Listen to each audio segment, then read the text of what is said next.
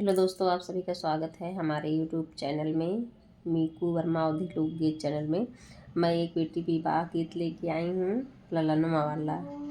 मोतिया बारन चुए आंसुरे ललनुमा। आप लोग को जैसा भी लगेगा ये गीत कमेंट बॉक्स में अपनी राय ज़रूर देना, और वीडियो को लाइक शेयर सब्सक्राइब फुल वॉच करना, बिना स्किप किए हुए पूरे गाने को सुनना, और लाइक कमेंट ज़रूर कर दिया करो, भूलिए मत, लाइक नहीं मिल पाता है। आपका प्यार सपोर्ट दुलार बना रहे। बेटी के मैया गनमा मेरो मैया गनमा मेरो मैं। हरे मोतिया बरन चुए आंसुरे ललनवा। हरे मोतिया बरन चुए आंसुरे ललनवा। बेटी के मैया गनमा मेरो मैया। रे मोतिया बरन चुए आंसुरे ललनमा। अपनी बिटियावा का घिए दूध पाले हो। अपनी बिटियावा का घिए दूध से पाले। अरे राख्यो नयनवा के बिचरे ललनवा। राख्यो नयनवा के बिचरे ललनवा। जेहि दिन मोरी बेटी होई है पराई। केहि विधि राखब प्राण रे ललनवा। जेहि विधि मोरी बेटी होई है पराई। केहि विधि राखब प्राण रे ललनवा। इतनी बचन सुनी बेटी हो कवन देई। मैया से पूछ एक बात रे ललनवा।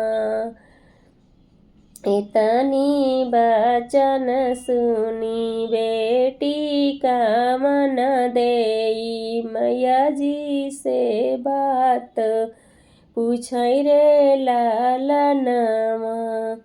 के मोरी मैया हो आई हाई जाई हाई। के लई है सुधिया हमार रे ललनवा। के मोरी माई हो आई हाई जाई हाई। के लई है सुधिया हमार रे ललनवा। नौआ बारी पुत बेटी आई हाई जाई हाई। अरे भैया लई है सुधिया तोहार रे ललनवा। नौआ बारी पुत बेटी आई हाई जाई हाई। अरे भैया लई है सुधिया तोहार रे ललनवा।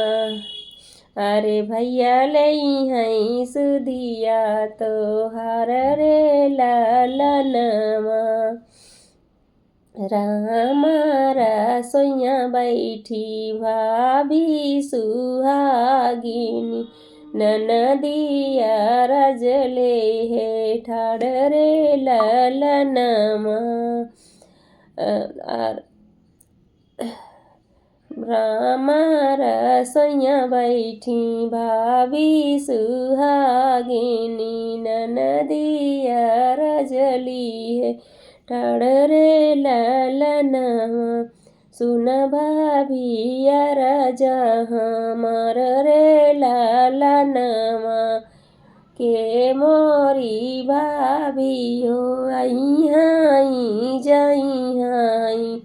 ये लई है सुधिया हमार रे ललनमा के मोरी भाभी हो आई हाई जाई हाई के लई है सुधिया हमार रे ललनमा नाही भेजबई मोरी ननदी नौआ से बारी नाही भेजबई भैया तोहर रे ललनमा रोवात बेटी माई से अरज करई माई से अरज करई सुना माई से अरज करई सुना माई भाभी के जवाब रे ललनमा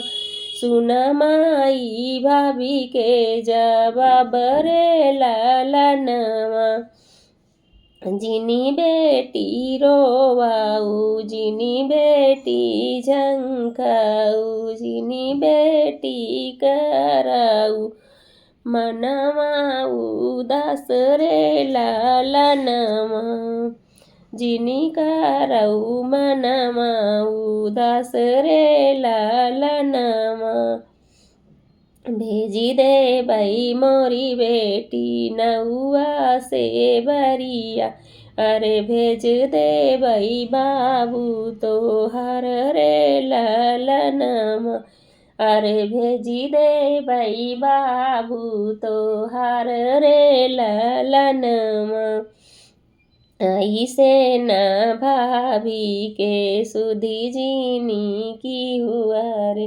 भैया का दिहु भी